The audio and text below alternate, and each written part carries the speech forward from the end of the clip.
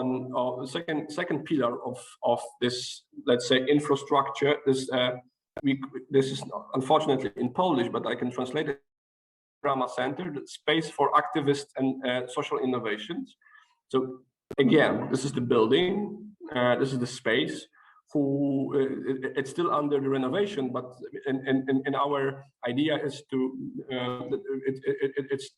that this building will be co-managed by the community of the activists, community of the social innovators, who are trying to develop new ideas, new projects related to the social innovations, social economy, and this will be the kind of incubator for such a project. So it's again, it will be a space and also the service which will help activists and also NGOs and social entrepreneurs to act, to develop their ideas, with which will be we believe, we thought that it will be the answers for the challenges that will appear or are present already. The third pillar of this, let's say, ecosystem is the Gdańsk Cohesion Center, and this is the second step of our equal treatment center for people who are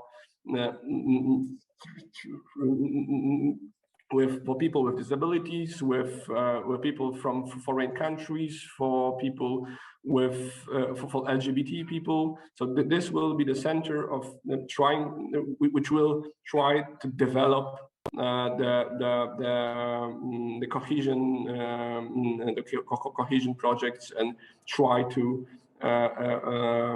use the cohesion approach across silos in the city. So again, it will be a space and it will be a service for everyone who would like to be active in that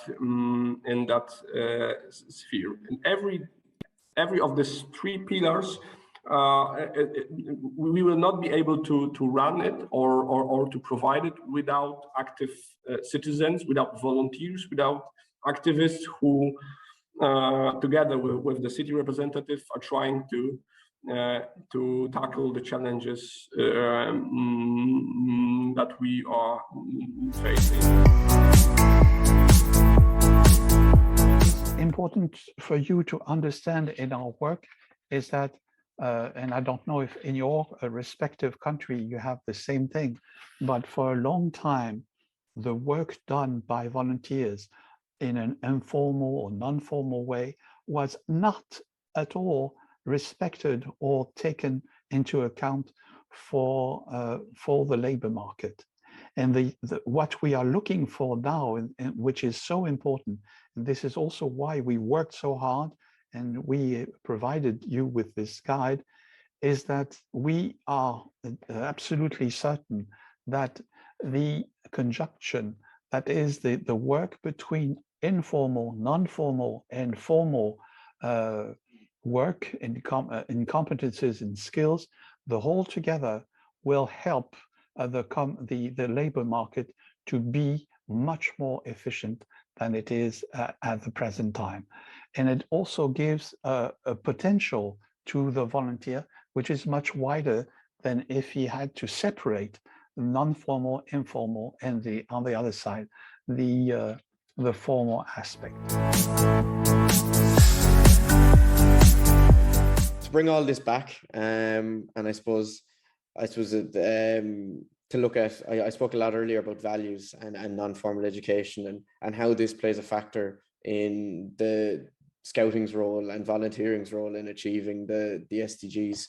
And I suppose our goal is to constantly advance non-formal education, and through that to really create spaces where there's meaningful youth engagement and the volunteers have the opportunity to get those new experiences and really impact their community. But also there's the skill development and leadership development that scouting brings about that really shapes civil society and as well really has an impact on every community from a local to an international level, ranging from gender equality to humanitarian action to biodiversity, environment, poverty, ending violence, youth peace and security, human rights, youth rights, and fundamentally the sustainable development goals that the values underpinned in the Scout method and the Scout law have really instilled I suppose the methodology and the thinking and the attitude. I know for myself as a 19-year-old now, I definitely wouldn't be so passionate and appreciative of nature and my community and serving my community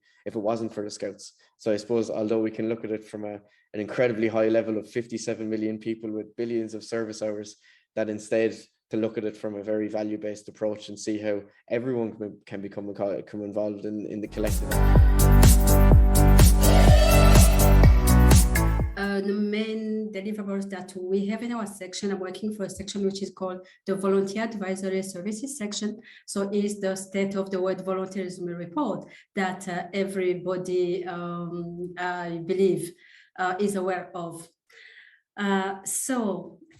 Today, I'm going to just briefly present the UNV Knowledge Portal on volunteerism. Now, this is a portal which focuses on knowledge on volunteerism for the 2030 agenda.